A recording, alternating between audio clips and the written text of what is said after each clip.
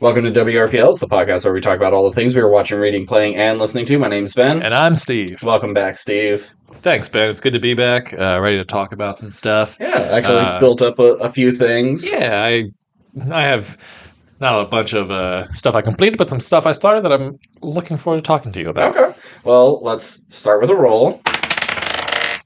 11. Okay. That's 11 seems very common for me. All right. I'm gonna go out. I'm gonna call a number. Okay. I'm gonna say first name's Nick was 12. I'm just gonna go 12. 11. Okay. All right. Have we ever rolled a double? We've had to at this point. I don't know. Well, today's main topic is Boy Kills World. I keep calling it Boy versus World in my head. I don't know why, but Boy Kills World, and we'll also touch on Three Body Problem. It's kind of like our two main things. I have pretty much like only movies to talk about. Since you haven't continued with Fallout, I'm not going to really talk about it until you get a chance to. I have two things I want to see if you watched, but a couple of trailers. Okay. M. Night Shyamalan's Trap. Pretty fun. And for a guy's got two movies coming out this year, that's crazy. Is it officially he's directing both of them, or is he just producing one of them? No. He's directing both? I'll double check, but I know for a fact he's directing Trap, and I'm pretty sure he's directing Watchers. But what'd you think? About Trap or both trailers? Well, I mean, Watchers has been out for a bit. Okay. Trap, yeah, I think it's a fun concept. I'd be interested to know the story in terms of like why they would participate on a trap of this scale. Yeah. I'm thinking it's why the police force would team up with the Taylor Swift of this universe or whatever to catch this guy. But honestly, more than anything from the trailer, I'm just excited to see Josh Hartnett. Josh Hartnett was in some stuff back in the day where it's like, Josh Hartnett's kind of the shit. And then he just kind of disappeared, or he did some like indie stuff that no one ever really saw. I mean, Penny Dreadful I thought was a pretty decent show.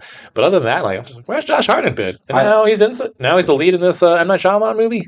Awesome. So I apologize. It's his daughter is directing The Watchers. See, I knew something was off. Yeah, okay. Well, Shyamalan will be helming the thing. It's funny about Josh Hartnett. I've been seeing a lot of TikToks of moms showing their teenage daughters their crushes, like Devin Sawa and Jared Leto. And so many of the times they look at these guys and the kids are like, ew, no, that guy's disgusting. Like, you mean the hottest person who ever existed back in the 90s? But when it comes to Josh Hartnett, he's always the one where they're like, oh, who is that? So he's crossing over. I can't believe you said Devin Sawa, because I think I showed my wife the trailer and I was just like, I'm just happy to see. I said the same thing to her. I was like, I'm just happy to see Josh Hartnett. She's like, oh, I had a crush on Josh Hartnett. And him and Devin Sawa. I was like, really? See, I hated Devin Sawa. I was like, do you see Idle Hands? She's like, no, I don't know what that is. Oh, that's like his best movie. I didn't like Devin Sawa because he was Casper. He was the human form Casper, and he got to kiss Christina Ricci, and I was not happy about it. I think Trap looks fun. Apparently, potentially, maybe based on real life scenario of people taking upon themselves to capture the Zodiac killer. Have you heard this at all?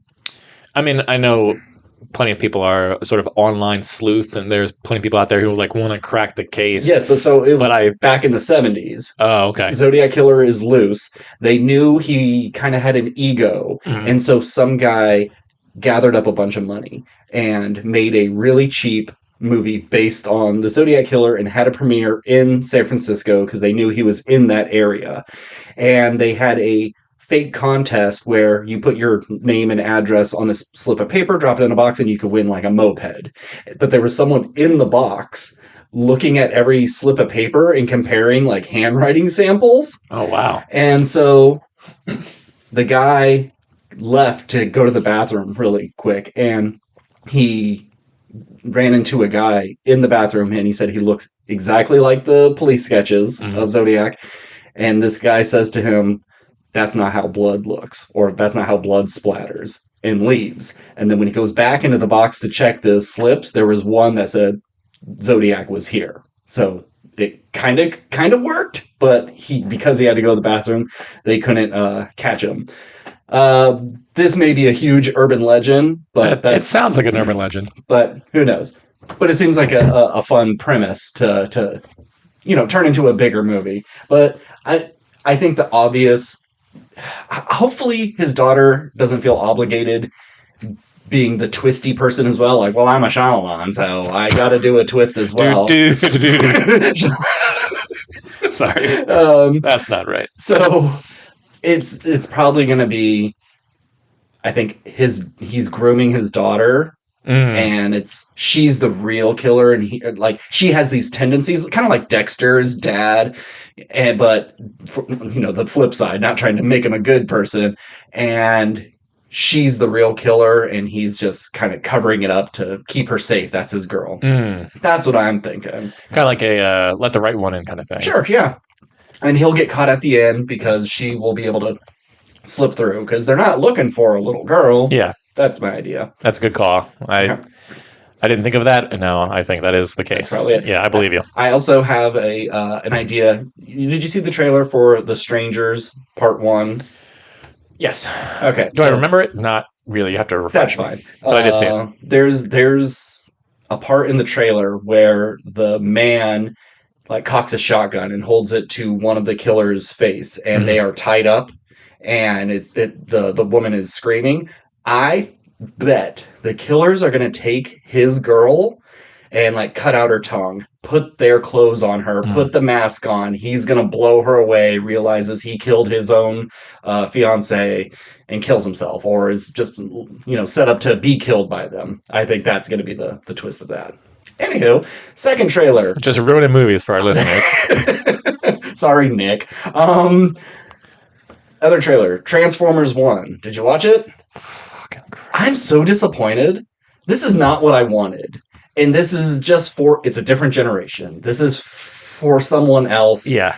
The comedy is not what I expected. It's just so well, that just happened sort of comedy. And I'm not into it. I like the voice cast, and I think it looks good. And there's something about them kind of earning their transforming ability that I kind of like, but it just seems a little stupid. Yeah. And the whole concept of Transformers is kind of stupid, robot society and stuff. So it's fine that they're playing it for laughs, but I really wanted them to take it serious, especially since the comics did take it very serious, and they're considered very, very good. It's just kind of a shame. Yeah, I mean, when I was growing up, Transformers wasn't really a big thing in my world. The Transformer show that I watched growing up was Beast Wars, and I was never one to read the comics, so I'm not deep on the Transformers lore. I know that there's the war for Cybertron, and Optimus is on one side, Megatron's on the other, yada, yada, yada. But I feel like it's in the realm of those shows like G.I. Joe and Ninja Turtles and all that. I mean, less so the Ninja Turtles, because Ninja Turtles was always kind of kid-like, but there was all this stuff that was getting made around that time where it just felt like it was very adult television shows that just kids happened to watch because they were cartoons, and back then adults were I can't watch that, that's for kids. It was no, I mean, they're kind of awesome stories, where this kind of feels like they should have made it more like the live action movies, but just animated in terms. I mean, I know the live action movies are regarded as pretty stupid too, but I think it's because of the people and their humor. I think they take the war, the Cybertron, what are the Transformer stuff kind of seriously. Where now this is just 15 minutes of Bumblebee. That's all we want. Yeah, just a full movie of that. Where this just seems now we just have this is like a Lego Ninjago movie just with Transformers in it. It's not what I want. And I'm not some diehard Transformers fan, but seeing this trailer, I was like, this looks like something I would hate. Yeah. So I don't think I'll be watching it unless it's something we decide to just watch for the podcast. So we'll see. But I'm putting it on the not excited pile. Agreed. All right, let's get started with our main stuff. I think the thing we should probably start with is Shogun. Oh, shit. Thank you. I know there's something I'm forgetting. Yeah, I was looking through my list, and it's there was another show I finished. I know I did. It wasn't. This could have been the main topic, too. It wasn't just Fallout. There was something. Oh, yeah, Shogun. What'd you think? What an incredible ride we went through on the show. I'm so happy. It released week to week. I think if it doesn't win anything else, I would just like to see all these actors like at least nominated, because I think everyone on the show crushed it. Yeah. There were so many beautiful, heartfelt moments that worked from beginning to end. I love the use of language and stuff, like the movie Arrival and how she was like describing how like you can miscommunicate something to these aliens where like knife could mean war to them. Yeah. And just like how Mariko could change the outcome of things just by like rewording it in a way that like either fit Toranaga's goal or fit her goal, and kept someone alive. Because words matter here and death is around every corner. And it's a show where like from the trailer, this is going to be an awesome samurai show. Like they're showing like beheadings in the trailer and like cool like sword things, but really there's like next to none of it, and it doesn't fucking matter. Like it's all pretty much just dialogue of people who you were just like frustrated with because they're like, how can they believe these things? But at the same time you're like, I totally get it. It's just fantastic writing and storytelling from beginning to end. I think the show's great, and I would be shocked if it doesn't like decimate the Emmys. I was surprised that by the end we didn't get horses running over the hill, a huge showdown underneath a waterfall. We didn't get Crimson Sky because we already got it. Yeah. It's like, I love that they just flash forward and say, hey, this is what's going to happen. We don't need to show you anymore. Yeah. You get it. Or what will most likely happen. Most likely will happen. And we don't need just horses clashing into each other, for no reason. Saved them a ton of money. Yeah. And I know the show got compared to Game of Thrones a lot, and I think it's a fair comparison because the first season of Game of Thrones, there wasn't really much action either. No. It was like the reason Game of Thrones did so well was because it was surprising. You didn't expect Ned Stark's head to get cut off. Spoilers, obviously, for you psychos. But it was mostly what made it great was people talking in rooms and Tyrion waxing poetic and all that good stuff. It was just people conniving, trying to play the Game of Thrones, and it was fucking great. Now there was a little bit more action, a ton more nudity because it's HBO. Sure, but there was one nude scene in episode 1, and none. It was sex scenes, 3 sex scenes, I guess, kind of. Yeah. It was there to tease you. It was like, be sure to tune in every week. You never know when you're going to see a boob or something. But really, it was just like, no, it's not. This isn't HBO. We're not super violent. There is violence. We're not super nudity heavy. We're just character driven. Yep. I fucking love that shit. Yeah. And I think you kind of called it from the beginning. Toranaga's a secret asshole. Whole time, just like, and I love what's his name? Yabashige. Yeah, I always get like, where's the G? Where's the B? Which order does it go? When he's gonna kill himself, and they're having their conversation, and he's just like, fuck you, dude. You're just as bad as us. I have to die, and you get to rule everything, but you're just as bad as me. Yep. I did not know. I knew, obviously this was based on a book. They could not help themselves but to advertise it every episode. But this was also adapted already into a show. I thought I told you that. I don't think so. The first time we talked about this. But they didn't use subtitles. They didn't make the Japanese people just speak English. It was Japanese, and the only thing you would learn is the translator with Blackthorn. That has to be really frustrating because Blackthorn has to be in every fucking scene for some reason for you to understand what's going on. And I think it makes sense if you are trying to keep the audience as confused as him. That's fine. But there are many, many times where he is not even in the same part of the country. Yeah. So how do you tell that story? It'd be really interesting to rewatch it, but I find that would be very frustrating. Yeah. I don't think there's anything we can say or anybody else can say that we could really say about the show, because I think just across the board, everyone's just like, yeah, this shit's great. Yeah. I haven't heard anything from anybody that said they didn't like it or it didn't work for them. Yeah. Other than you, because you just hate people of different ideologies than you. But it has nothing to do with the show. That's, the culture in general. If I have one new complaint, it's we didn't get enough Fuji in the last few episodes. Yeah. We got her at the end, and she probably had one of the better scenes of the finale, and I love Fuji, but happy to see her, but sad that she didn't get more screen time. Yeah, and I was a little confused about when we saw him dying in his bed and he has his grandchildren there, that didn't actually happen. Yeah. That's just like, what if? Yeah. What if I could have gone home? I didn't even put it together until someone pointed out, like, well, no, he dropped the crucifix in the water. Yeah. How would he have it on his Well, deathbed? there was no way to know if it was a dream sequence or not until the end. Yeah. Which it clearly was. And I believe if I understood it correctly, in the book, they do tell like what everyone's fate is, like for sure. And it's like, I believe Tornaga does 100% become Shogun. Mm-hmm. I think they said it was the three karmas. Like Mariko's karma was to die for her lord. Tornaga's karma was to like rule, and then Blackthorn's karma was to stay in Japan for the rest of his life. So like, I believe in the book he does end up staying in Japan forever. Okay. But as to what happens to them all specifically afterwards, I don't remember. Yeah. But, So some of the things I predicted before was that the young emperor of the time, he was going to get killed. Did not happen.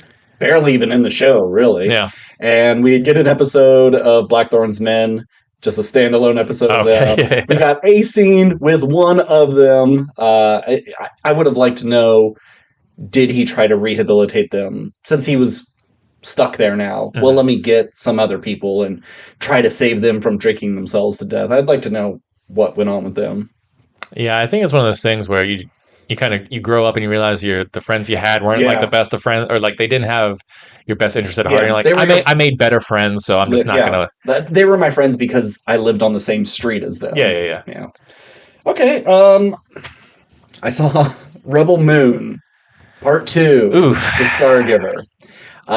It's a bad movie. It's worse than the first one. It is? It is. I know. Surprise. At least with the first one, with the planet hopping and getting these warriors from different worlds, you got to see crazy cantina scenes with other aliens and other worlds. And this one is pretty much only on either a ship or their little farmer planet.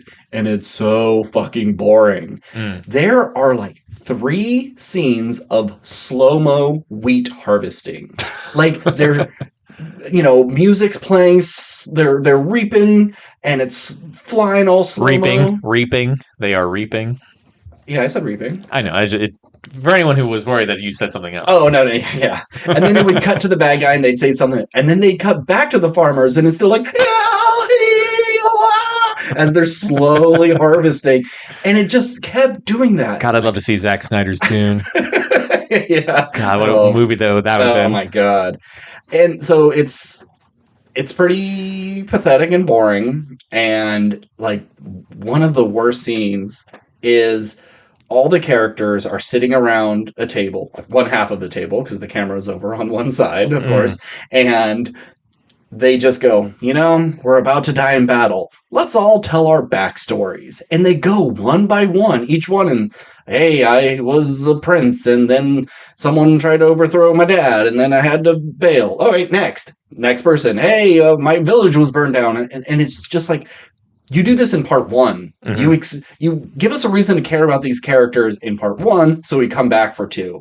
Not right before we go into battle and go, oh yeah, here's why you should like these people. I know they're practically, it's just woman with swords, man with muscles, other man with muscles. It's pathetic. It really is. And I will watch the rated R cut when it's all cut together, because maybe, I don't know why I'm holding out the hope, but I do think this is something in 20 years, someone's going to love this. Like they're 5 years old and they saw this, and then now they're in the industry and they go, I want to make that better and actually flesh it out to make something good. This is future remake stuff. But I need to read you a little thing. Okay. This is the beginning. Is it your death poem, then? This is the beginning of the movie. Okay. It gives you a little catch up of what's going on and who these characters are. And just to be clear, I haven't seen either of these movies. And that's fine. And that's perfect for this. Because something in here I made up. And you're going to tell me what it is. Because this is the first few minutes and I'm laughing because of how kind of gobbledygook this sounds. Okay. On the far edges of the mother world's reach, circling the gas giant Mara, was the small moon of Velt. There, a village of humble farmers lived a simple life, born of the earth until the shadow of a warship fell upon their fields.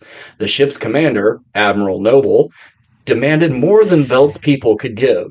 So it was a woman named Cora and a man named Gunnar set forth from the village to gather warriors to stand against the dreadnought. On Nuwudi, they were joined by the mighty Tarok. In the mines of Dagus, the fierce Nemesis. From the gas plains of Siphidius, the lost brute Artax. In the Colosseum of Pollux, the wayward General Titus. And the planet Charon, Darian Bloodaxe and his lieutenant Milius. What did I make up, and what is actual names of these people? I'm going to say all of it was made up. I thought about that, question. But no, I needed you to hear how like silly this all sounds, and everything sounds silly. Yeah. You know, Star Wars and Lord of the Rings, it all sounds silly if you want to make fun of it. But one of these characters' and where they're from is not correct. The first paragraph, you know, Cora and Gunnar, that's correct. But once I started naming off individuals, those are not. I'll read them again if you like. Yeah, give it to me one more time. Like, Darian Bloodaxe seems to be like the obvious one because it's like, come on. But I think that because it's so obvious, it can't be it. So give me. So on Niwudi, they were joined by the mighty Tarok. In the mines of Dagus, the fierce Nemesis. From the gas plains of Siphidius, the lost brute Artax. In the Colosseum of Pollux, the wayward General Titus. I'm going to say that one. And on the planet Charon, or Charon, Darian Bloodaxe and his lieutenant Milius. You're going to say Titus? Sure. No, that's correct. That is Jaman Hansu. Okay. It's the gas plains of Siphidius, the lost brute Artax. I made that up. Okay. Siphidius is from Star Wars. He was the one who started the clone army, you know? Got it. Okay. Artax is the horse. Yeah. Well, I've heard like a lot. I think I've heard these names before. Yeah. The reason I didn't pick that one though is that was my second guess. But the reason I didn't pick it, I was like, all right, it sounded too good to be made up by you, and it's true because it was made up by other people. You just chose to. But I added the gas planes and the lost brute. I felt I was giving too much information because some are just like. The mines of Dagus, the fierce Nemesis. Boom. Simple. And I'm adding like a little bit of flair to the planet and a little bit of flair to the person. Bad movie. You got me. Don't watch it. Actually, I would love for you to watch it. I would rewatch these if we did a full episode on them because they're so bad. That's all I got. Bad shit. All right. And oh yeah, what's her name? Sophia Boutella, is that her name? Sure. She's not a leading person. She's great when she's a killer assassin with knives for legs and she doesn't have to say anything, but when you have to like care about her and she has to emote, I don't buy. And then her love interest in this, I didn't even realize they were supposed to be love interests until the fucking dude is dying and she's like crying. Well, I guess it was the day before they like sleep together and like, oh, they liked each other. I thought it was just kind of like they're both from this planet and they got the help. So, not good. Cool. Oh, and I forgot to mention I got inspiration for this because there's a TikToker named Some Guy Mark, and he does this sort of thing. I'm gonna play one for you, and he does a lot of these. So bear with me. You must go to Golden Ridge. Find Grandathar Bloodblade. He will tell you everything you need to know about the Shadowstone. Go to Darkwood. Find Andaplax Dreadbeard. Give him the Moon Spoon. Go to Spider Whistle. Find Crispix Gently. Only he can open the Crab Gate. Go to Porkwind. Find Whoopin's Underplop. Ask him about Michael. Go to Goose Knuckle. Find Berth Nurklenub. He knows much of Dragon Jazz. Go to South Northwest. Oh, Dragon Jazz. Find Jerminkus Silverbeef. Give him the crispy nub. So, and he has like one for Star Wars and stuff. It's all very good. All right, what do you got? I finished a graphic novel. Oh. It's called Squire and I'm going to murder these names, so I apologize. Sarah Alfagi and Nadia Shamas? Yes. Sure. Let's go with that. So I was at the library, and the library carries graphic novels, and sometimes I like to pick up random ones, and I was just like, oh, that might be interesting. And so this one took me about 45 minutes to an hour to read. It wasn't. It's a graphic novel. Okay. Yeah, graphic novel. It's just hardback. It looks like a real book. Yeah, not one of these cartoon picture books for babies. Just a cartoon picture book. And basically, it's the story of a young girl from a oppressed society who kind of joins the army that's oppressing her in order to get out from her kind of crappy life. So she joins up with other young teens, and it goes to basic training where she meets a wise old janitor who used to like fight in the wars. This is a fantasy world. It doesn't take place in our world. But there doesn't appear to be like any magic. It's just like a made up place. And she comes from a group of people who like they all think are awful, like rebellious people who are trying to take down their kingdom, and so she has to hide who she is. And but through the training of this wise old janitor, becomes kind of like the best in the group, and realizes that the army that she's currently fighting for are doing some shady stuff, and so she has to lead a rebellion against her superiors, and decides not to be part of the army. And as far as I can tell, in my brief research, there's no more stories after this. It's just a one-off, but it ends in a way where it's just like, well, they didn't like bring down the empire. It's just like you kind of the summer camp you went to, you just kick the camp director out, who was like doing your basic training, because one of the counselors was like, yeah, this guy's a dick, or it's actually a woman. Women can be dicks too. No, I know. But I just said this guy, so I wanted to clarify. The villain women of this can be guys too.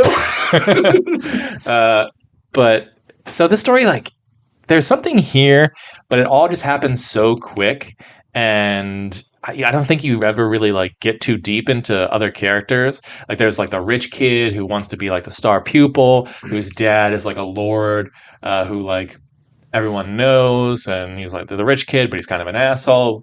But then it's like he has to decide: is he going to work for this army who's doing this awful stuff, or is he going to like kind of go with this new friend who's kind of been her rival this whole time?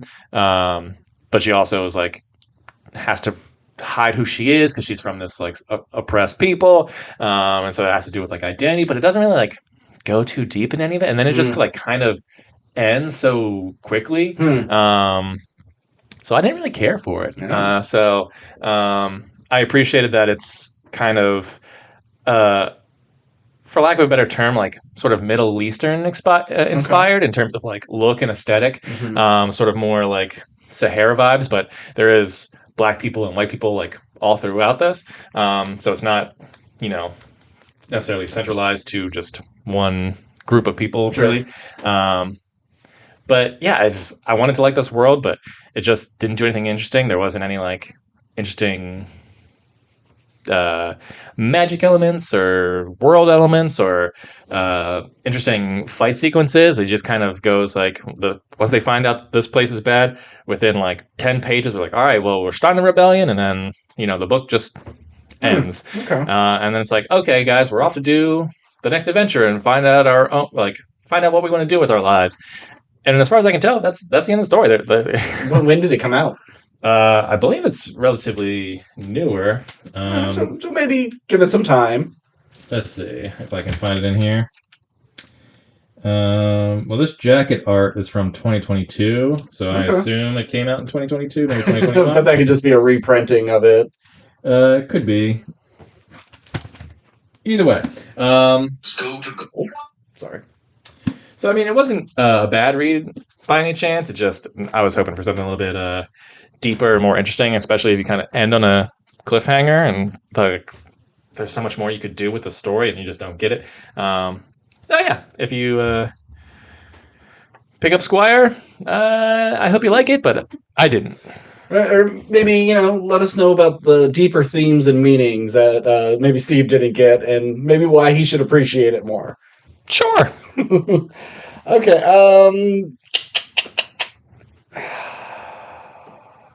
I saw a weird one. You do tend to do that.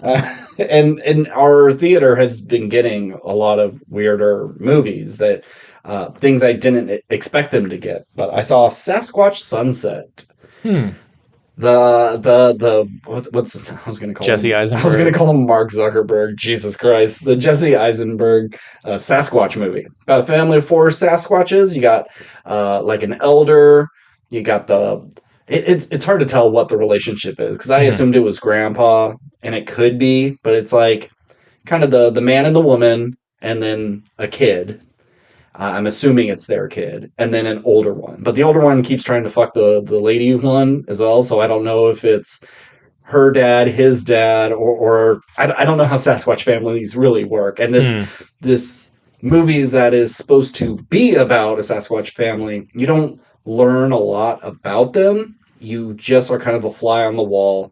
And is there dialogue? No, not a single word is spoken, just grunts. There's not any humans in this movie in any way. Like, they come across a campsite, and like it's pretty funny because they're just poking around through the stuff, and a boombox starts playing music, and they're just like in awe that this is making this sort of sound, and they're touched, and then they start freaking out and start trashing the whole place. But it's not like they come across the campers or anything. And I wish they would either go harder on the comedy and make this really goofy, because it is very silly and a lot of potty humor. Or you take this dead serious and treat it almost like a documentary of, if these things existed, how would they live? So you have a scene where grandpa, after he gets rejected for sex, which you do see a couple of Sasquatch penises. They're very thin. And he goes off and like fights a mountain lion, and the mountain lion kills him and is eating his guts. I'm like, oh, that's pretty fucked up. But then there's a scene where they come across a road in the middle of the forest, and they don't know what it is. And they look down one way, see how far it goes, and start freaking out, and then turn around, see it goes just as far the other way, and freaks out again. They don't know what to do. So they just start pissing and shitting everywhere. There's like one of their friends is dead, and crows are pecking at the body, so they just start shitting and start throwing their shit. And then Jesse Eisenberg's character is on a log in a river, and he falls off of it, and it rolls over him, and he gets trapped under the water and fucking dies. It's like really sad and heartbreaking. And then there's more like dick and fart humor. So it's really, the balance is off. Yeah. And it's hard to say, who is this for?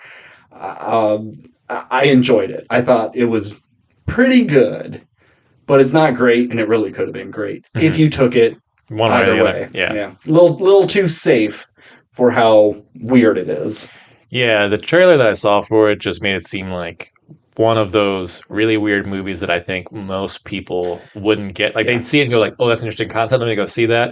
And they'd walk out and go, what the fuck did I just watch? It had tons of walkouts when they had it at festivals. And I don't blame those people. Yeah. This is not for everyone. Isn't it? Would you say it's in the same realm? I haven't seen this movie. What's that one where Danny Radcliffe is the dead body? Oh, Swiss Army Man? Swiss Army Man, yeah. You know what? That could be kind of like an interesting double feature. Sure. Okay. Just kind of out there. But Swiss Army Man has a lot more heart and focus. And there's a reason why all these weird things are happening. This just kind of feels like they had an idea for Sasquatches. And, what do monkeys do? Well, they throw their shit. Well, we got to have them throw their shit. Oh, monkeys just fuck indiscriminately. Let's try to have the Sasquatches do the same thing. It doesn't lead to anything. Show me that Kingdom of the Planet of the Apes movie. Yeah. You know, where they're just shitting and fucking everywhere. All right, what do you got next? All right. I started a TV show, me and my wife, called Baby Reindeer on Netflix. Okay. I wasn't sure if I was... I saw the poster whenever you flick through Netflix, and I had no idea what it was about. But my sister came over and was just like, oh my God, it's the greatest thing. You got to watch it. And usually, like, I'm not necessarily like the biggest truster of her opinions, but a lot of times we do enjoy the same stuff. So I was like, all right, well, we just finished Shogun. We have no other shows to watch. Let's check this out. So, do you know what Baby Reindeer is? He's a bartender. She's a lawyer, and she's crazy. They start kind of. So, yeah, he's a bartender, and he's a wannabe comedian. And it's played by the guy who this actually happened. Yeah, this is based on his true story, real life. So this allegedly happened to him.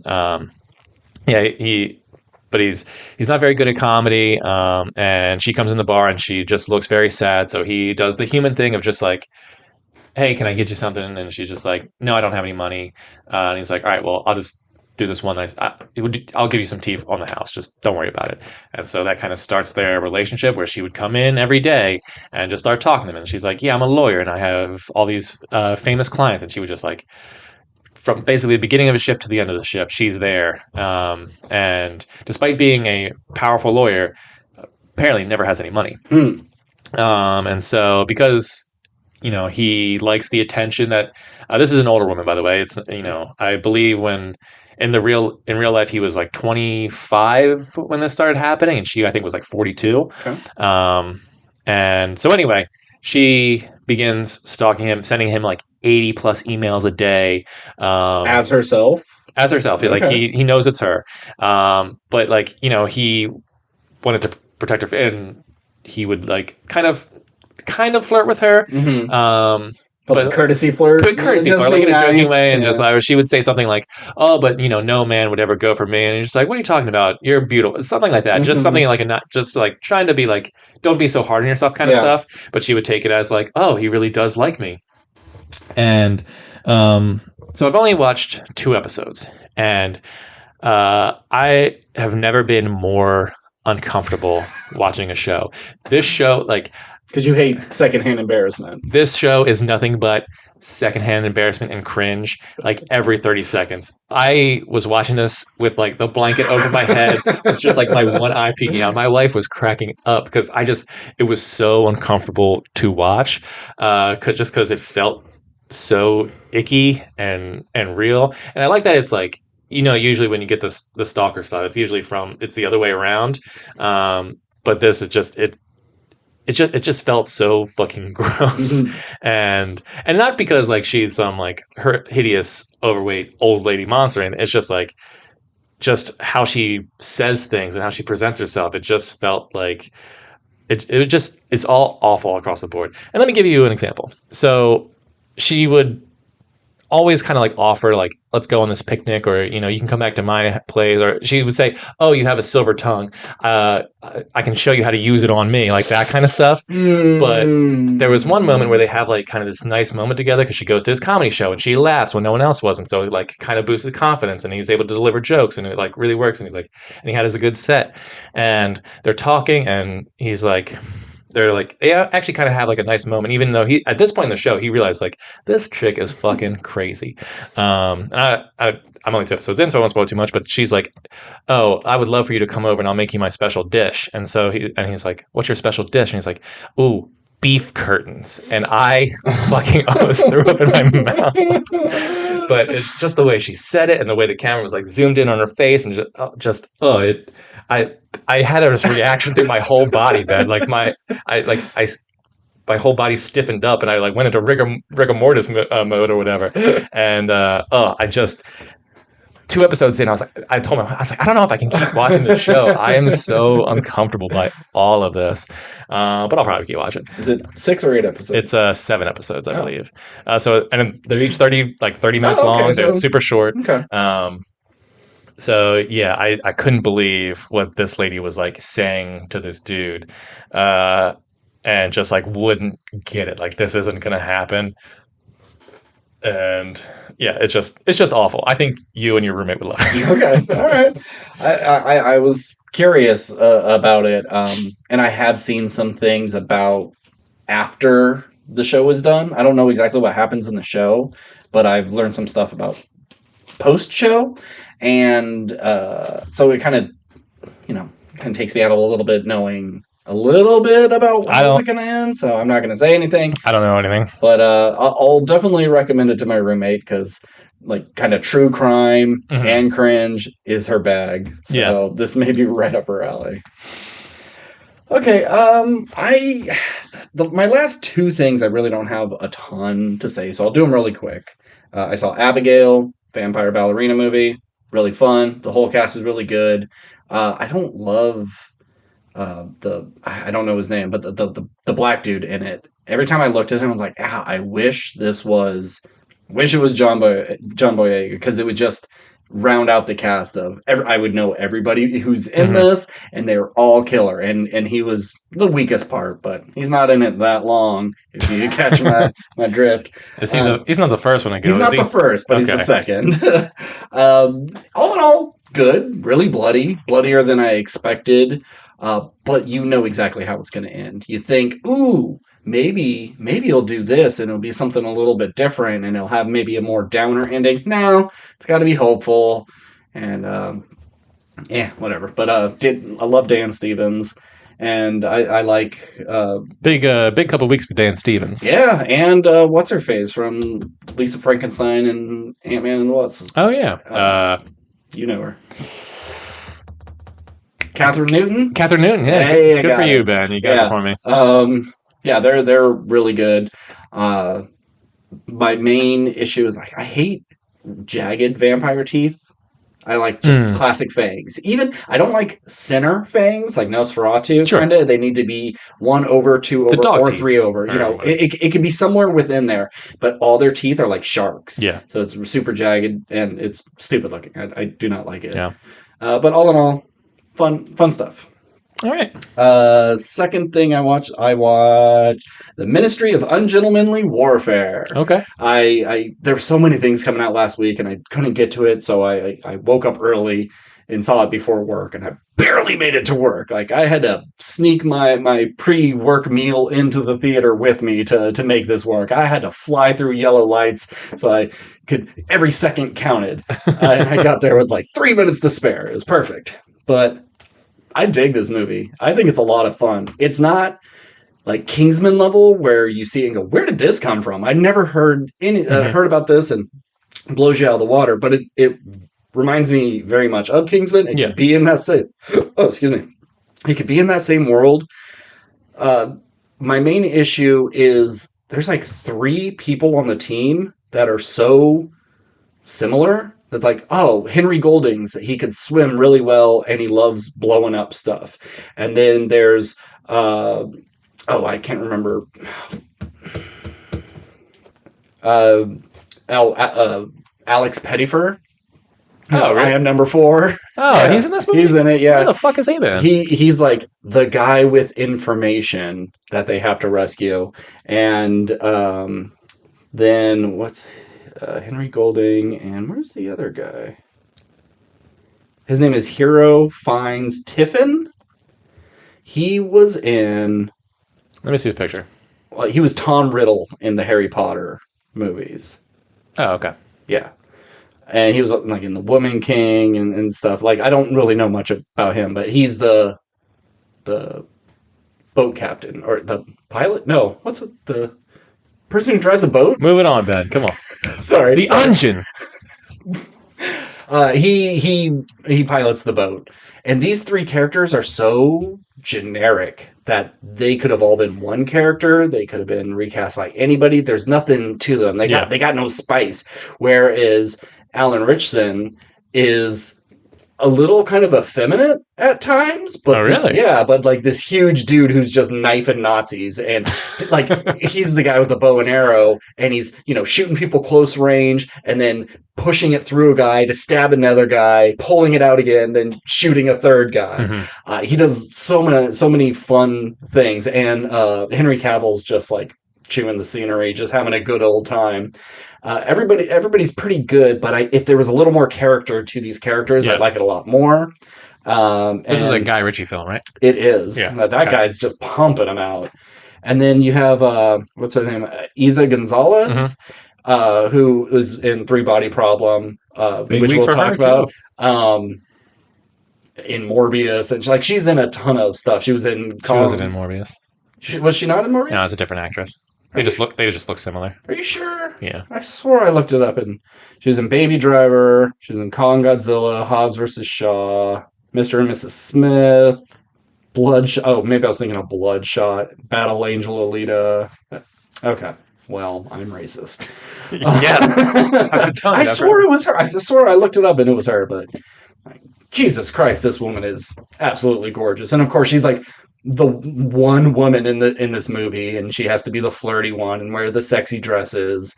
But Jesus Christ, is she absolutely stunning. And I didn't even realize it was the same woman from Three Body Problem. It's just very, very different. But all in all, it's like watching big buff dudes kill a bunch of Nazis is a good time. It's always a good time. And it flies by. And I had a really good time. I don't believe silencers were that good back in the day compared to now, and even the ones now they're not completely silent. Yeah, you really have to just trust that they have automatic machine guns with silencers, and they could just take out tons of guys without being spotted. Just go with it. But yeah, I understand why it didn't take off, but with such like kind of a charming cast, you would think more people would care. And I feel bad for Guy Ritchie because he came out so strong with his Snatch and Lock, Stock and all that. And then it's like once he made Aladdin, nobody gave a shit about him anymore. And like The Gentleman, no one cared about, and nobody cared about the Covenant, from last year. The Jake Gyllenhaal. Oh, that's right. That's right. Okay. And then he had a movie that Jason Statham movie, the Orson Fortune movie. Orson Fortune. Yeah, that's the character's name. Is like Ruse de Gru, Operation something or other. Yeah, see, you don't even remember it. He's had like 3 movies in 2 years. Okay. And it's just, it's Guy Ritchie's such a fascinating director in terms of, like you said, he had this big sort of like coming out party. And then he's just been kind of he's steady getting work, and for anyone that's just fantastic. But like his movies are never horrendously bad. It's just they're so mediocre. Yeah, I mean, arguably Aladdin's bad, but better than Lion King. But yeah, he's just one of the. It's like the name because he's just been in the game for so long, and he has made like popular movies, but it's just in the past 15 years or whatever, it just hasn't made anything where it's like, oh man, Guy Ritchie's making a thing? That's so exciting. Like, he always has good characters in his stuff. Like, I don't like Charlie Hunnam, but I watched The Gentleman, and he's really good in that. He got a good performance out of that guy. And same with this. Everybody kind of gives a good performance. It's just there's not much to the characters, even if it is like based off of a true story. And like Ian Fleming, who wrote James Bond, is in this, and I guess who Henry Cavill's character is who he kind of based James Bond off of. So like there's some fun stuff there. But yeah, I'd recommend it. I think it's a good time. Cool.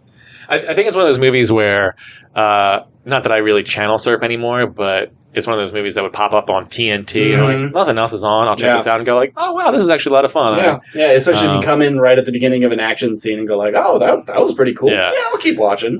So if I don't watch it on TNT, whenever it pops up on Netflix or something, I'll check it out. Okay, cool. All right. I have one last thing that I started but I've not finished. So I've been off the past 2 weeks or so from work. Long story short, it's like a paternity leave kind of thing, but it's not a new baby. It's my same old baby. But anyway.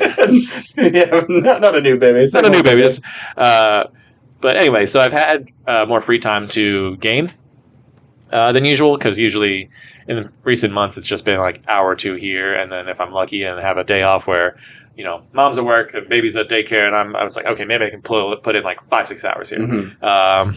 Instead of doing like responsible adult things. So I've been I put about 25 hours into Final Fantasy VII Rebirth, the sequel to Final Fantasy VII Remake, and which is the remake to the 1997 PlayStation classic Final Fantasy VII. I'm pretty sure I talked about Rebirth or the remake on the show because I played it last year, 2 years ago, whatever. And I've never played any Final Fantasy games until till the remake. Final Fantasy is just something that never crossed my path. I think it was just because by the time I knew of its existence, like 8 of them had come out or 9 of them came out, and so I was like, well, I'm not going to jump into the series now. Like, which you could, which I couldn't, which I didn't know at the time. Yeah. But I'm very aware that it's a very popular franchise, and 7 is considered one of the greatest games of the series, even to this day. And the only reason I played the remake was because it was a free game of the month during the month that it came out with. So I was like, all right, cool. This is like a brand new game that's like $60 and I can get it for free. So I played it and I thought it was great. I had a lot of fun with it.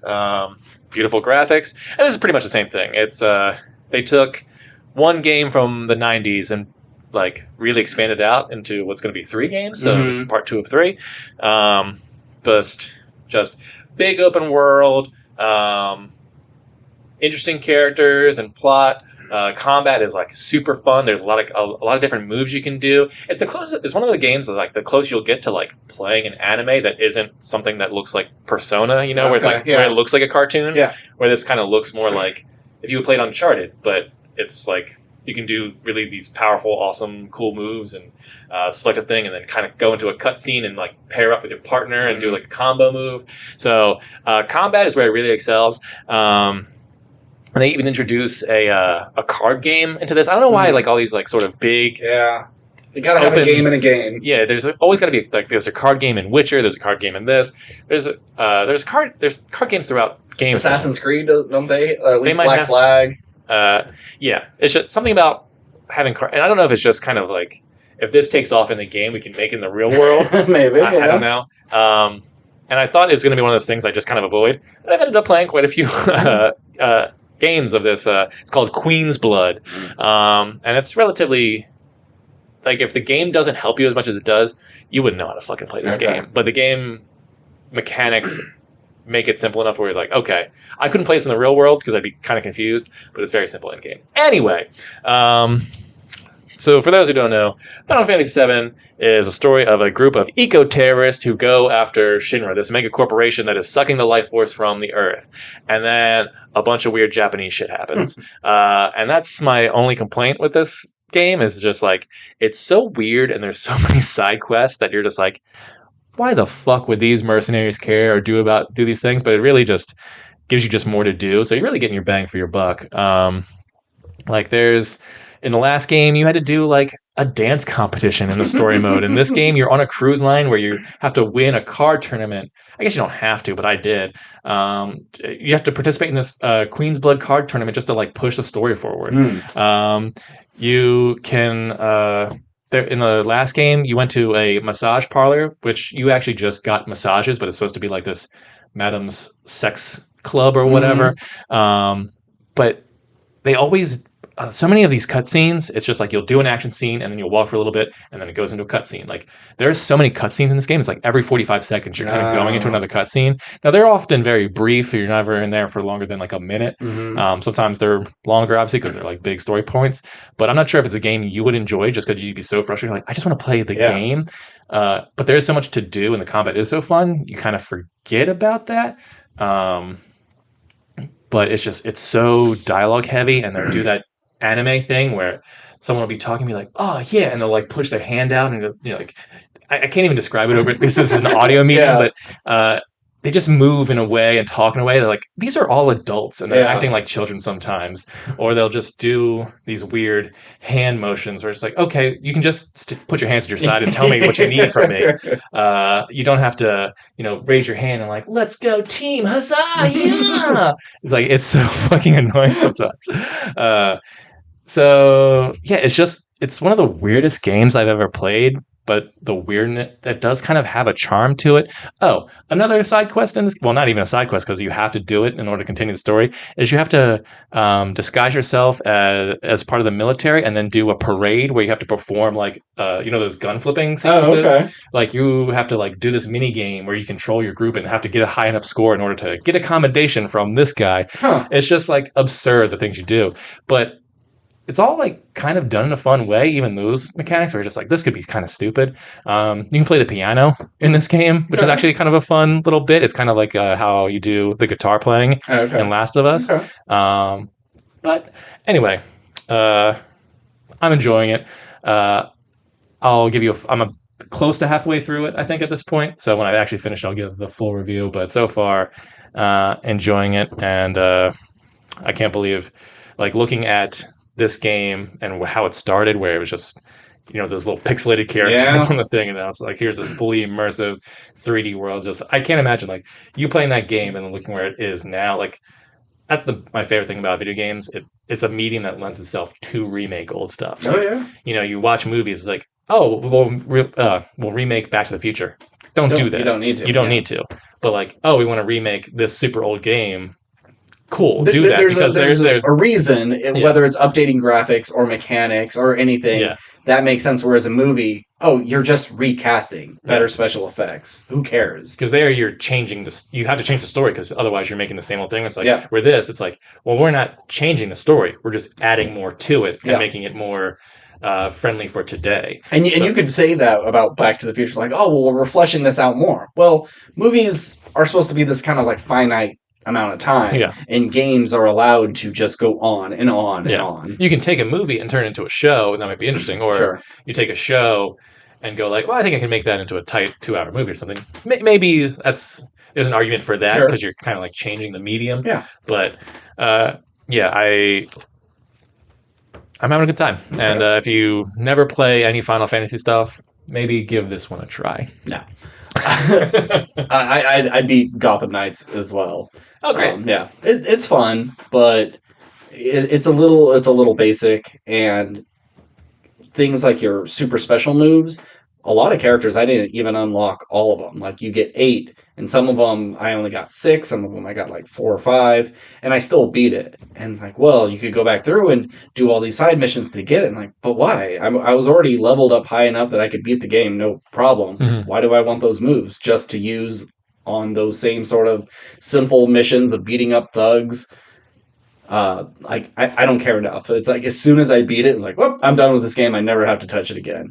That's how I am with most games. Sure, yeah. But I tried to. It's like, well, now that I'm I beat it, so I unlocked this thing. Let's go give it a try. And I like fought a couple of thugs, and I'm good. I've done this enough times, and so I'm trying to play Sifu, something that you're playing Sifu. Yeah, nice. It was one of the free games. Okay. And I started playing it and like beat the first chapter, and then I stopped because I started playing other games. So going back into it, I had to like do the tutorials kind of again to relearn everything. And God, that game is punishing. It's like Are you playing on normal? Yeah, I think so. Yeah. Oh, you gotta play on easy, man. Yeah, you'll have a way better time. Because whatever the easiest difficulty is, do it. It's like just doing the tutorials and like, oh, you're gonna have to like do the, you could hold block and do up or down to like dodge things. And it's like, oh, you're gonna have to dodge up and dodge down and then do this thing. And it's like, fail, too soon, too late, too soon. And like, how am I supposed to fucking get this? And so I played for like 10 minutes today, and I already like died so quickly. I aged up to 70, whatever, and it's like, oh, you're dead. You got to start this level over again. I'm like, nope, turn that off. So I'll hopefully go back to it, but it was. I like the combat, and it seems really fun if I can just get a grasp of it. And after playing another game that is very sort of counter blocking heavy, but buttons are a little different. I keep trying to press L3 to run. No, it's R2 in this one. Fuck, gotta relearn some stuff. I really dug Sifu, but only when I put it on a super easy difficulty, because I did the same thing. I started out with normal because I generally try to, because I want to get like the base experience of what you want me to do. Because I don't know if I realized when I got it that it was supposed to be a hard game. I just saw the trailer and I was like, oh, that looks cool. I want to do kung fu shit. And yeah, I got through the first level after many tries with that first boss, because like I think the thugs aren't necessarily that difficult, but then you get to the boss and he just like whooped my ass time and time again, to which you have to start from the very beginning. Like, this fucking sucks. So and then I beat him, got to the second level, and I was like, okay, this is going to be impossible to beat on normal. So then I went down to the easiest mode, went through the whole game, had a blast, super cool. I think it's a great game as long as you're okay playing, as long as you know you suck at it, or you're one of those people who like, oh, I love the hard challenge of the game, where you and we don't. We just want to have a good time. The only downside to playing on super easy, you beat it in like 3 hours, and then the game is just over. It's not a long game. So that's the big bummer of it. It kind of wants you to be good, but I don't care enough. I just want to do cool kung fu shit and fight kung fu bosses.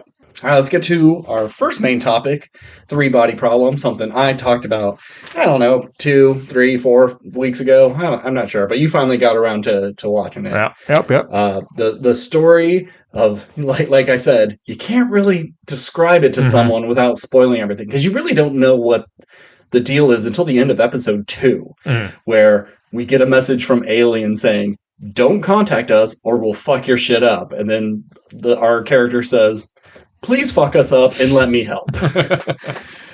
But what'd you think? I wasn't sure about the show after the first episode. It's definitely interesting. Like, the first episode ends and you just see the night sky like flashing, all the stars are going in and out, and you're like, look, that's interesting. Different. That's different. That's an interesting idea. Why are all these scientists seeing these numbers in front of their eyes, and a lot of them are killing themselves? What's up with that? But I was worried it was going to be one of those shows that was kind of like too deep and too sciencey, and like I don't really care. It might be kind of boring, but it really makes the science simple, so any normie can understand it. It holds your hand. Yeah, but like not in a like you're dumb way. It's just like in a good writing way. Because a lot of these scientists have to explain themselves to non-science people. Who are just like, you're in charge of like the military operation of like when these things get here, how are we gonna like tell me what I need to know.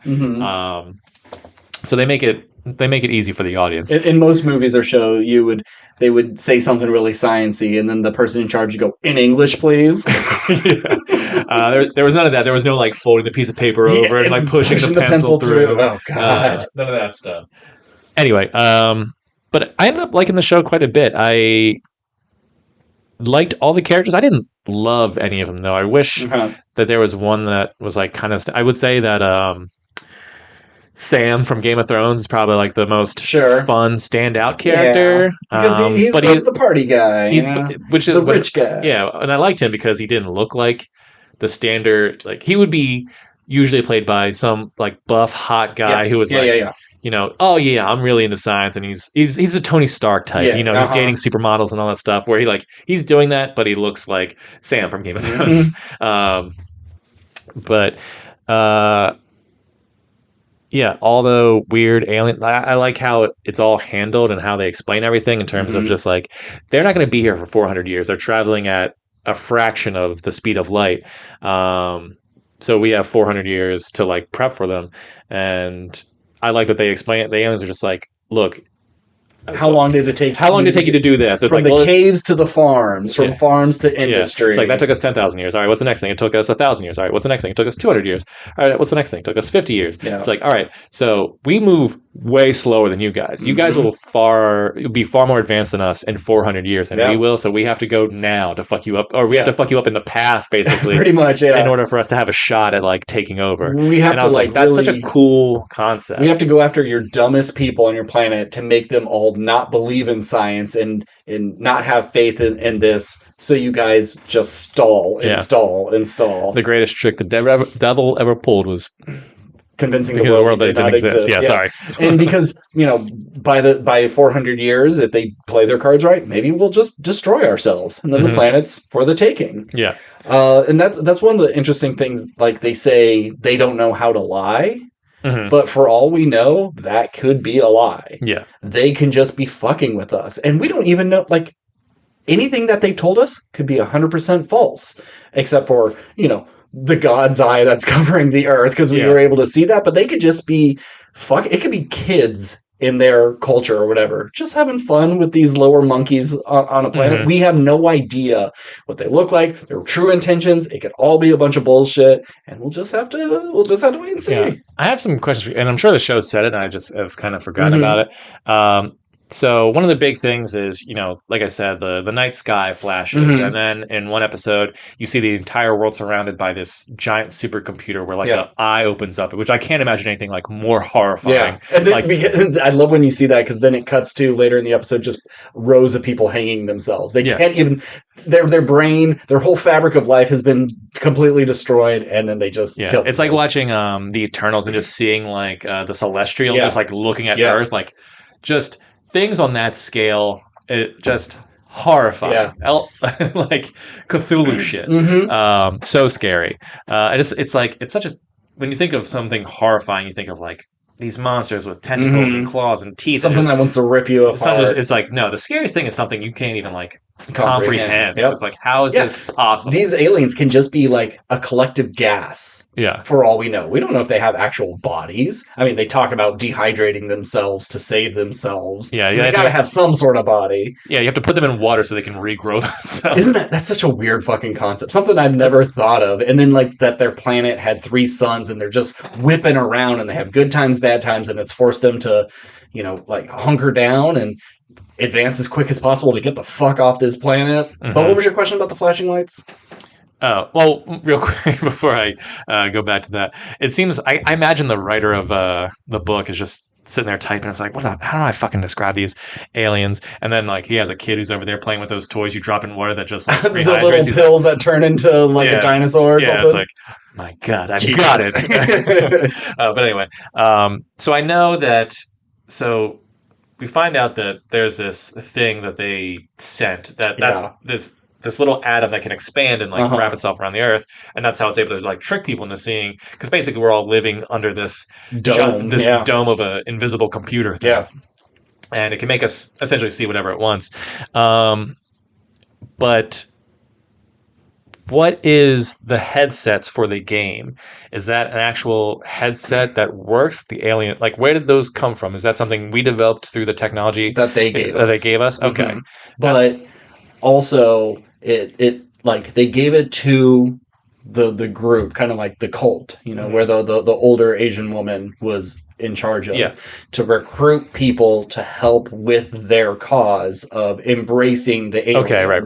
But since they got busted and the aliens lost faith in us, they're kind of like taking that all back. Gotcha. Okay. That makes sense. And I love when they're explaining like how they were able to put a computer on a cell and then have it be big enough to cover the earth. And it's like going through the city and then goes into the building and it's like looking at them as they're sitting there playing the game. Like so fucking scary. Yeah. Let's talk about the boat scene. Yeah, that's the scene of the year. I don't care what Kong beating other apes with a smaller ape, Godzilla suplexing Kong, amazing things. Nothing is cooler than that boat scene. I don't know about cooler, but definitely nothing more shocking. Yeah, okay. I mean, we'll talk about it later, but we've seen some awful violence recently. Yes, we have. But yeah, but not necessarily to children. Not on this scale. Not on this scale. So, spoiler alert for episode 5, I think it is. So we find out in episode 1 that Augie's character has developed this microfiber. It's so thin and so strong. You can't. It's not even perceptible to the human eye, but it'll have like tons of scientific applications that'll help the world. They cut a fucking diamond like it's nothing. Yeah. So of course, when the aliens are like, "Hey, we're gonna come and possibly fuck up your entire planet," they immediately go to her and like, "Hey, we're gonna use your stuff as weapons," and she's like, "I don't want to do that. Too bad. Tough titties. You're gonna do it." So they basically make a fence with this microfiber that this boat can't see because it's micro. You can't see it. So what we get is a 5-minute long scene of a boat moving slowly through essentially razor wire that's just cutting the boat into pieces like sushi. Yep. And you just see people walking by their own business and then just they're in pieces. Have you ever seen... It almost looks like they explode, but they don't. Yeah. You know those like hard-boiled egg cutters that have all the wires and you can cut... It's like that, but on a much bigger scale. So, but it's such an interesting scene because it starts to happen, and it looks like it's having no effect on the boat because you would think like, oh, well, the boat should be falling apart at this point. But the weight of it keeps you just see together. Like pieces of paper getting cut that's like hanging up on the wall, and then eventually you just see a hose, and a guy, and everyone's like, well, that's kind of weird. What's happening there? And then you just see people just falling to pieces, not falling to pieces in horror, like falling into literal pieces of human flesh. Yeah. It's so gross and fucked up, and then it's not until the boat pretty much gets to the end of the. It runs ashore. It runs ashore, and then everything just it's like confetti. How just all this metal it's just in splits. Layers, and they all just become separated, like pushing over a stack of cards. Yeah, and what just makes not only is it just so shocking in terms of how it's done and how it just eviscerates people. It's just like, oh, a lot of these people are kind of not necessarily innocent, but they had no choice. They're children. There's children on this boat, and you just see like a severed human child's foot and everything. Little girl's leg. Yeah, it's just awful stuff. Great scene, but it's also really, I think, kind of stupid of the people who are doing it, because they're trying to get this hard drive. They don't know where the hard drive is. They could have cut right through the hard drive. They could have. Were they trying to get the hard drive, or did they just find it on him? I mean, I guess because I know they were like. I think they were like, he's definitely communicating with them somehow, but they don't think they knew it was specifically the red drive. Let's say they don't know that hard drive exists. Don't you want evidence of the things they're doing? Don't you want their computers? Nah, just shred it all. And we win. They're a threat. Just kill them. Yeah, and talking about sending in a team or some gas, and maybe they can destroy the evidence before we get to it. Yeah. But you destroy all the evidence. There's a better way. Or you put one of these really low to ground the ship, and then you send people on. I don't know. It's not the smartest idea, but I don't give a shit because it's really fucking cool to see. What? Would you have, if you were dying of cancer? So we have a character. Okay, we have a character who's dying of cancer, doesn't have long to live, and so they're like, we want to take your brain, put it in a tube, and shoot you out into space, and then hopefully in 200 years you'll run into the aliens, and then maybe if they have the technology, they'll rebuild your body, and then you are an Earth ambassador, or they'll torture you. You don't fucking know what's going to happen. But we're going to use you as like a spy satellite. Yeah, and you would agree to do it? I would. Because if it doesn't work, who cares? I'm dead. I'm a frozen brain. Mm-hmm. I'm nothing. And if it does work, I get to be the first people to see and experience aliens, potentially. Absolutely. 100%. Even if the aliens could keep you alive and torture you for risk you gotta take, I guess. I don't know how this plan works. They're supposed to put 1,000 nuclear warheads, and it's gonna propel this small ship one after another. Mm-hmm. But because they can only get 300 warheads, that's why they only put the brain in and not an entire body. But they have to calculate it so the bomb passes perfectly through that chute and explode before it's close enough to what the chute is pulling, the brain. Mm-hmm. And it has to do this 300 fucking times perfectly, and it fucks up on the third or fourth one. How did you ever think that this was going to be possible? And then how'd you get them bombs out there so quick? That was my question. It's it seemed like obviously some time had passed, but it's it would have taken months or maybe even years to get to that point, right? How long have we been waiting? Because, space travel, even with rockets and stuff, it takes a long time. And yes, you could think, well, the first few are going to be kind of close to each other, but he gets faster and faster with every one, so each one's going to have to be further and further out. Yeah. If the ship had the bomb and would shoot it ahead of itself and explode and keep going, I could believe that. But it's throwing a grain of sand across the country and having it go through the eye of a needle. It's just not going to happen. I don't care how smart you fucking people are. It doesn't make sense, but I don't care. I'm sure that there's some math logic to it. Sure. It seems like the kind of show that maybe the book did its due diligence in terms of portraying science as accurately as possible with the technology that we have now. My roommate is reading the books right now. Mm-hmm. It's definitely a different thing. There's not a group of friends. It's a lot fewer people. But most of the characters are Chinese because the Chinese author. It's a Chinese, but it's just not as interesting. So you flesh them out. You take someone that has two things and you turn that into two people. And I'm perfectly fine. Just change what you need to as long as you're telling a good story. Yeah. If you were the first person to contact. Well, let me ask you this. If you could contact aliens, would you have contacted them? Yeah. And even if you knew there's a good chance they're going to come and destroy Earth, is your hope that I'll contact them and they'll come and we'll be able to share technology or advances human society? Or you're no, I'm tired of this planet. I personally would be okay if they come in an Independence Day this whole thing. I don't want us to like be harvested and eaten. You don't want War of the Worlds. You just want. I would hope that they would come and try to make it better for us, because I agree with a lot of these characters. We had our shot and we're just making it worse. In the short amount of time that we've been on this planet, we're absolutely destroying and poisoning it. We've lost the chance to do good. We're too far gone. So if someone else has to come and take it away from us and help us, so be it. They need to destroy us to save the planet, so be it as well. Fuck us. All right. Anything else on the show? I mean, good cast. Man, Benedict Wong, that dude is not aging well. This guy looks like pure shit in this show. He looks rough. You go back to first Doctor Strange and compared to now, I don't know if he, if it's just age or something, but he looks real rough. Sorry, Benedict. I'm sure he's doing fine. Is there anything else? What do you think about, I forget the character's name, but the guy who gets chosen to be the wall facer. The wall facer. What the fuck? Okay. Interesting concept. Yep. I like that. Like, they know anything that we say or do. They're watching it at all times. So you have a group of people who have unlimited access to whatever to do something to help us and stop them.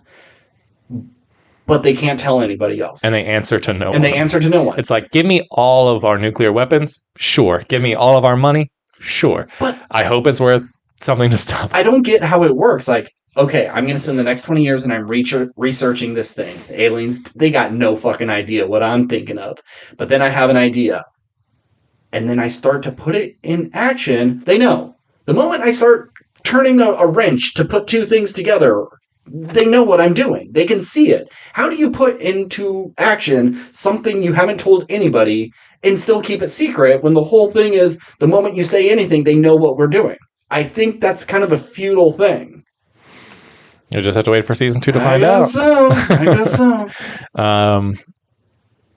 Why do you... Wallface is a dumb name, too. It sounds like a fake movie. A movie within this summer, Wallfacer. Yeah. Why do you think he was chosen? Did they say why he was chosen? I know he was questioned. Is like because he's one of the smartest out of that whole group. He is number one smartest one. He just never applied himself. He was fine just kind of working underneath people because he just wanted to fuck the bitches and smoke his pot. He didn't really take advantage of his knowledge. And I just think he is the smartest person on the planet. Gotcha. Yeah. Okay, fair enough. Yeah, I watched it all pretty quickly, so I might have missed some things. Yeah, once I started going on this, it's like, nope, another one. Unlike Fallout, where I'd watch one and I'd fall asleep halfway through, and then I'd finish it the next night, start another one, fall asleep again. And it's good. I really liked it, but I wasn't able to get through more than an episode and a half in a night, whereas I think I did 3 or 4 episodes in a row for Three Body Problem. Gotcha. Yeah, I don't think I have anything else. You know what scene I really liked in the video game where they took it was the Mongolian world, but they made a computer out of humans. Really cool concept there. Really cool. Yep. Yeah, I like that. All the video game stuff I really liked. Yeah, and I talked to some people who were like, "That was the worst part of the show." I'm like, "No, there's big concepts." I liked the big concepts of it. I the special effects of it all. I didn't like. I thought some of that was kind of weakish. Oh, speaking of weak special effects, that fucking monkey scene where they unfreeze the chimp looked so uncanny valley. Yeah. I mean, not horrifically bad, but I was like, oh, this could look better. Sure. I'm fine with it. Just saying. Yeah. Look better than Benedict Wong, tell you that. Moving on. All right, let's get to our main topic. Boy Kills World, starring Bill Skarsgård as a young man whose family is ripped from him, is trained by a monk in the woods to get his revenge on the evil tyrant family running the town of, I don't know, and then he just turns into a fucking badass and goes on a mission, more or less. That's pretty accurate. But inaccurate at the same time, because this movie does have a twist or two.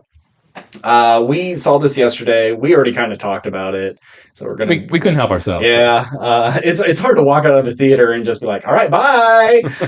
So, we just had to stop watching things together. You didn't care for this movie. It's not that I didn't care for it. You said it was the worst thing you've seen this year. That is not true. I mean, it is behind Madam Web, but only because Madam Web is so good. No. It was just fine to me. I think my thing was I was just very disappointed because our friend Nick, hi Nick, if you're listening. Stop hyping things shit up, Nick. I had no real interest in seeing this movie just because it looked just okay.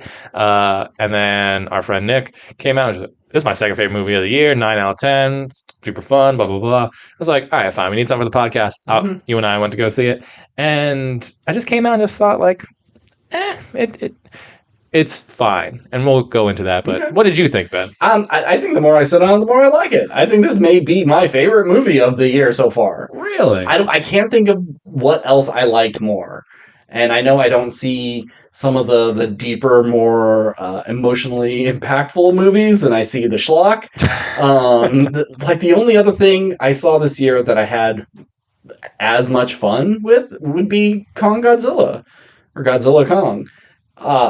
Everything else has just been kind of like, yeah, fine, C+, B-. I'm going to give this movie an A-. I really enjoyed it. Okay. Well, you know what? I think we do better when we have differing opinions, or we both just hate it and we just want to shit on it. But I understand where you're coming from, because this is the exact type of movie I should hate, like like Shoot 'em Up. Yeah, I said this. Smoking Aces. What else? The Crank franchise. The Crank, yeah. I hate that shit. It's obnoxious. And I said I enjoyed those movies. Yeah, I didn't like this one. And I don't like those movies, and I did not find this obnoxious. And maybe it's the actors, maybe it's the soundtrack, or how quick the editing is. But I really enjoyed this, especially if you like martial arts movies. This has some pretty fun fights. Not all the fights are good, but there's some good stuff in here. Yeah, I think, like I said, I think that if this movie came out in that 2007 era of Shoot 'em Up and the Crank franchise and like that kind of stuff, I would go like, oh, this movie was a lot of fun. Because this movie definitely leans into the comedy aspect of it. For me personally, I just didn't laugh at too much about this movie. Like, I understood why this should be funny to me and why they made that joke. I think the only comedy bits that really worked for me was I can't understand... I can't read this guy's lips because if we didn't say it, the main character is deaf and mute, so he has to read lips. And so him just hearing this guy say like biscuits, bobo debo or whatever, it's like, that can't be right. That led to some funny things, and it's like, oh, he might say bee carrying a biscuit, and then the camera would cut away, and you would just see like a giant bee carrying biscuits. Yeah, that stuff worked for me. It could have used a little more of that. Yeah, it was everything else that people like, all the villains, like their bits, just not funny to me. You and I, we love H. John Benjamin. Okay, I got it right this time. Yeah. It should be, dude. Just change your name to John H. Benjamin, like a normal person. Your middle initial is in the middle. We love his voice. Yeah. Huge fans of Bob's Burgers. Yeah, if you put a different voice in this, my like of it would definitely go down. I'm not faulting his voice or his delivery because he does everything as best as he can. That being said, none of the jokes worked for me, and then the comedy aspect of it.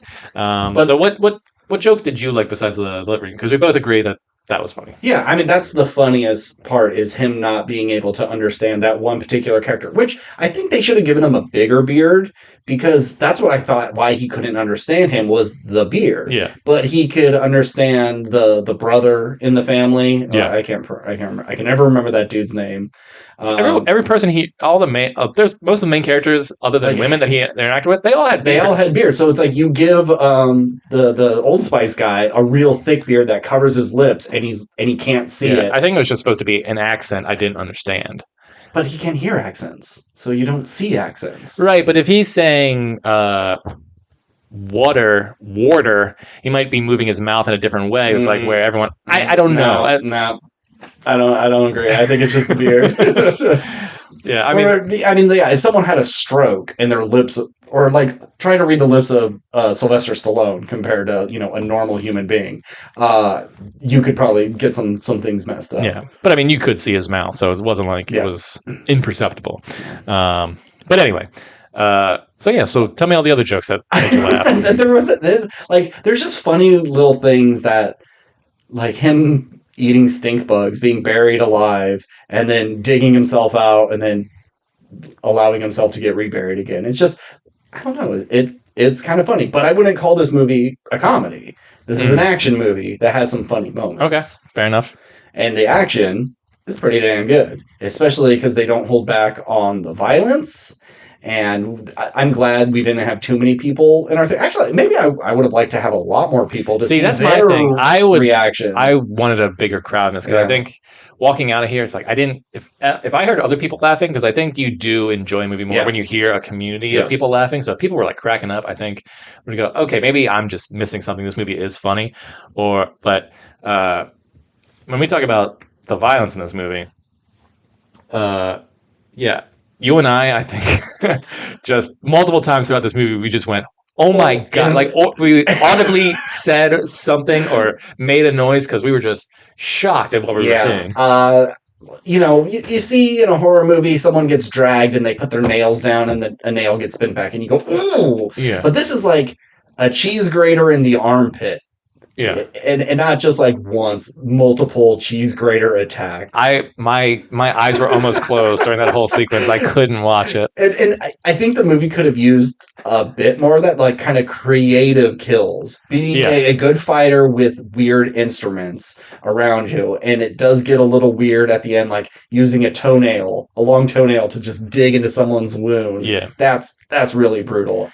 Yeah, I think I'm more inclined to enjoy these crazy ultra-violent fight scenes when, especially in a movie that involves so much comedy, like creative ways to do it, which it really wasn't much of that other than the cheese grater, because a lot of it was just guns and knives and swords and stuff. But my problem with this level of violence is because it is so violent, it takes me out of the movie, where like I kind of want a more restrained violence, like a lot of our movies get compared to John Wick or The Raid or whatever. Like that's the limit where I want it to be, if someone gets shot in the head, I want to see the blood fly, but I don't want to see someone get a shotgun point blank and I see their jaw separate. I don't want that kind of stuff, because it's now no longer, it's not even about being like grossed out or being too violent. It's just kind of like, okay, well now we're getting outside of like the enjoyment of the movie and just going like, how extreme can we make it? Because it's not about being realistic, because the movie clearly doesn't give a fuck about being realistic. It's about how can I sort of shock the audience, which it's like that shouldn't really be your goal, at least in my opinion. But it's those moments, especially like you mentioned The Raid, and the scene we always talk about, taking the guy's head, jumping through the door, and landing on the door frame. Awesome. Amazing. And you don't see it coming. It's those little things, like a toenail going into someone's wound. You don't see it coming, and you go, oh, shit. And maybe it ramps up a little bit too much at the end, where it's a knife dragging down the arm, dragging down the leg. And it's just because it's one after another after another. It doesn't give you a chance to kind of relax and then get shocked again. It's just shock. Yeah. Maybe it's a bit much, but I was fine with it. But you're a huge sicko, and I'm a normal human being. But speaking of The Raid, shout out to, I think his name's, I'm going to butcher it, but Mad Dog from The Raid, because he's in this, and he basically plays Mad Dog again, and he's the best at playing Mad Dog. If you need a guy who's really good at martial arts, but looks like a scary homeless guy, he's your man. Yeah, he's doing the same bit, but he's so good at it. I wouldn't have bought it if it was Jet Li. This guy looks like they found him on the street and he was just doing martial arts against a tree in a park, and then they had to wrangle him in. But yeah, he's great in this. Yeah, I think everybody's pretty good except for maybe Famke Janssen. Yeah, I mean Sholto Copley didn't do anything. No, but either. But he's really in it so playing it a little slimy worm. Yeah, he's good at that. And he's having a good year. Yeah, all the movies it's just like there's no more actors anymore. There's like 20 people. They all just keep doing the things. And one of them's name is Charlton. There's got to be an easier way to say that name. Yeah. Do you drop the L and just do Sharto? Sharto? Or Shartlow? Yeah. What? It doesn't matter. Old Shardy. Old Shardy. District 9 guy. I did enjoy... I think this movie... I would have liked to see someone like Edgar Wright kind of take the reins on it. It's got an Edgar Wright Pilgrim-y sort of vibe of this crazy, non-realistic sort of fight scene. Because it definitely... I don't think it has enough style to say it's like stylized or super stylish, but there is style to it. Like, I like his red jacket. I like the idea of the June 27th character that never explained why she's called it, but whatever. I liked her yellow jacket with the helmet that had like words on it and stuff. I think that there's like color palette was good if it doesn't have any sort of unique features. But I just mean, like, I want the world to have style too, and there really wasn't too much of it. I kind of wanted that to sort of be more.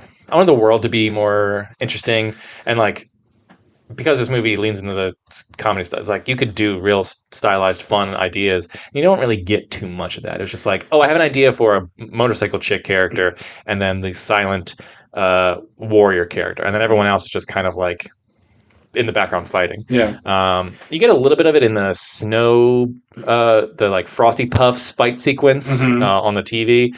But that's my least favorite action sequence in the entire movie. That's the worst part. And we did mention that, like, the weakest element of this is its world building, because we don't know where we are, and that can be on purpose. That's fine. It could be a fictional country. It could be in a fictional world, really. Exactly. It could be in a lot of places that are south of the equator. That's what it looks like. I mean, it really looks like if like Chicago or New York City had the Philippines outside of it. Yeah. Because the Philippines had also taken over. Like vegetation was growing on skyscrapers and stuff. Yeah. So it's like, is the city like run down, or is that part of the ecosystem, or what? Yeah, I just looked at it like they were these like this family of colonizers from decades ago, and they've just implanted themselves in Malaysia. Yeah. And they just carved out this little section because of some sort of industry that they're able to exploit. We don't know why they're so rich. We don't know why they're in power. Yeah. So having a little bit of that would go a long way. But I don't know. Maybe you know, when you at least give the city a name. Maybe they did, but I kind of enjoy that it is just this unknown world of unknown rules. We don't know even what year this is. This could be the year 2180, or it could be 1702 for all we know, in this crazy world of fiction, or it could be on another planet for all we know. Yeah, it's very vague in a lot of things. But I think the family world building would have been nicer. Because like I got that they were all scumbags, but I kind of wanted, you know, when it comes to villains, especially if your main villain is, I mean, I guess there's an argument that the main villain was the shaman, but if your main villain is Femke Jensen, like, make it so I really hate her, but she's barely in it. Yeah. And she's supposed to be the big bad of it all. Like, we hate them because they're rounding up people to kill every year, but if they had all the children in mines and they were digging for diamonds or something. Yeah. You know, something a little bit more. Yeah. Than just, we kill our enemies. They kill my, like, you're supposed to root for the main character because, they killed my family and I trained under this guy to get my revenge. But I don't fucking know your family, dude. Like, why do I care about your... I will say that the little girl playing his sister, who was kind of like his conscience in the movie, I liked her a lot. I thought she was very good, and she kind of like made some scenes like pretty fun when she's dressing up as like the butterfly ninja, and it's like, more funny stuff you're thinking of. I didn't say it was funny. I just said I thought she was fun. It had some flavor to it. But yeah, I mean, I called the one twist. Yeah, like, I said, let's not spoil this. 5 minutes in. Oh, you don't want to spoil anything? Okay. I mean, maybe this movie hasn't done super well, and maybe it will find a following later down the line. And I want people to see this. I don't think we need to spoil it. We can be vague. Okay. But you did call. There's one plot twist I saw immediately, or 10 minutes in the movie, but then there's another plot twist near the end. Never saw coming. Yeah. Which I will give that credit. Yeah. I thought it was a pretty solid twist. But yeah, I don't think I have anything else really to say. I'm going to give this movie a C, I guess. This is just an average movie. This is a first-time director. Like, he's done other smaller things, but he's never had any sort of big features. And I'd say, good on him. This looks pretty good for a first-time director. I mean, for a first-time director, sure, yeah. It's just, I think I've seen so many of these elements in other movies done equally as good or better, that there's nothing in this where I was just like, man, this really it wasn't overly funny. The action wasn't overly great. The characters were almost non-existent. The world story was very thin. So it was all just like put together. It all works fine, but I didn't love anything about it. So I can't go like, oh, you got to see Boy Kills World, unless it's just like, oh man, I'm really into, big, crazy, violent action stuff. I was like, well, I saw this and it's pretty fucked up about it in some sequences. So that might be up your alley. But yeah, just see for me. And in terms of like first time directors, I'm just not big on like the super kinetic energy fight sequences. Like, I understand why you would do that, and like the shaky cam, and how you can sort of like move it really quick and like cut behind someone's back, and then you can like kind of make it seem like a longer take than it is. I think there are ways to make that work, but it just seems like the crutch, and I don't want to necessarily compare not all fight scenes need to be one wide shot long take where they never cut away to show like they're really doing it, but it does work the best. And I think what I like about I would say that this has similar action sequences to John Wick, but John Wick is still. And that's why I think that movie works. Like, if you're looking for those kind of sequences, they're in here, but they just look vastly different because it's more about speed and quick action. It's where it's like the movie, the action sequences I see everything. I can understand what's going on at all times, and I can believe it because it's not taking me out of it by blasting fun music while the camera's like whipping around and shaking all the time. So no, I agree. I saw in the trivia that this was supposed to be Pete Davidson, not Skarsgård, which I can see it. But thank God, I do not want that.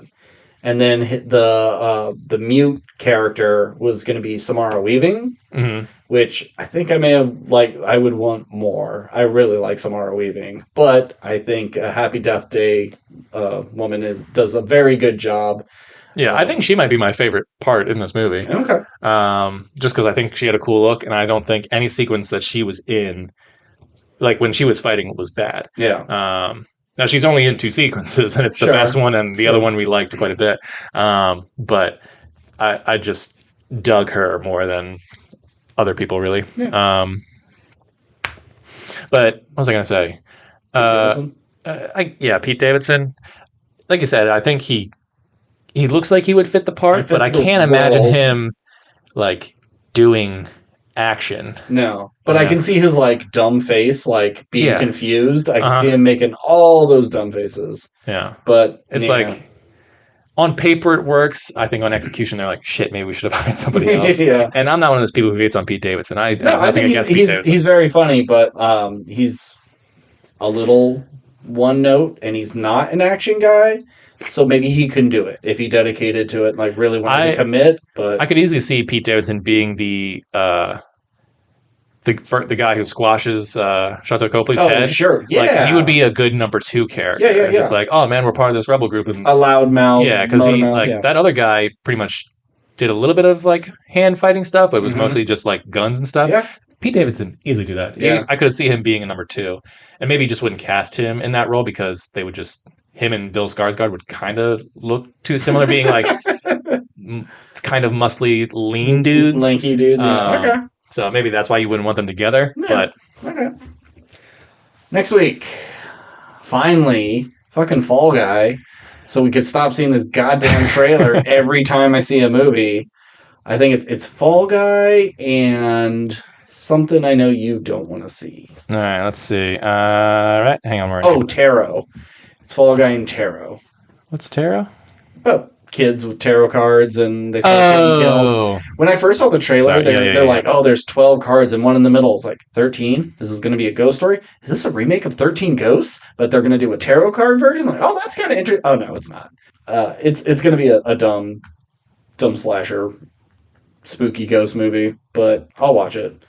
So I if you get around to seeing Fall Guy, that'd be cool. If not, we could, maybe you could watch Fallout.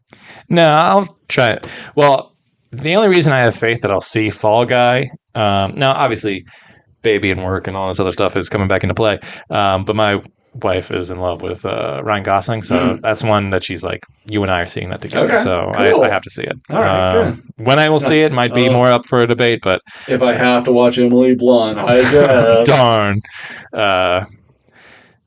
Yeah, so it's Fall Guy on the 2nd. Oh, no, I'm sorry, on the 3rd. And then the week after that is Apes. Apes. All right. And then 2 good back-to-back. And all then right. we have to wait 2 weeks, and then Mad Max. Or, I'm sorry, Furiosa. The 17th is If. Yeah. Back to Black, The Strangers Chapter 1. Mm-hmm. Thelma the Unicorn. Yeah. That may be a week off. Maybe. Maybe that will be a new TV show will pop up or something. The Garfield movie comes out the same week as Furiosa. Oh, shit. There we go. Yeah. All right. Cool. All right. Well, we got some. We're in the summer season. Yeah, we got some stuff coming out. We're on the we're over the hump. It's gonna start flooding, and the next thing we know, it's like, oh shit, Deadpool's next week. Cool. Oh shit, this is out. Aliens, fuck. So not aliens, fuck, but oh fuck, aliens. And don't go fuck aliens, but you know what I mean. Anywho, if you want to get in contact with us, we are at WRPLpodcast@gmail.com. We're on Instagram, TikTok, Twitter, Threads. I mean, who knows? TikTok is potentially going away. They got 9 months to sell off to. And no, it's bad. This is a bad thing.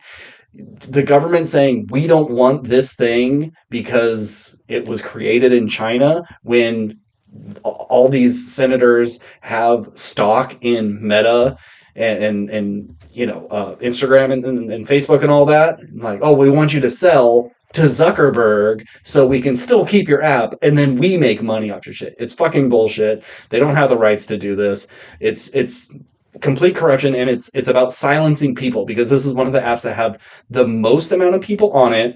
People are making more money on this than a lot of other ones besides YouTube, and it gets young people's voices out there, and it's showing all the fucked up stuff in the world, and they don't like that. They want to silence us, and it's bullshit. So, maybe we won't exist on that anymore.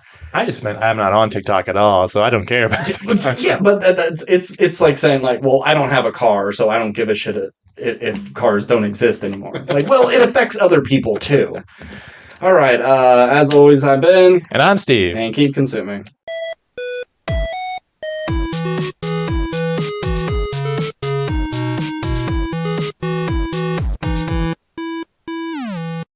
Beef curtains.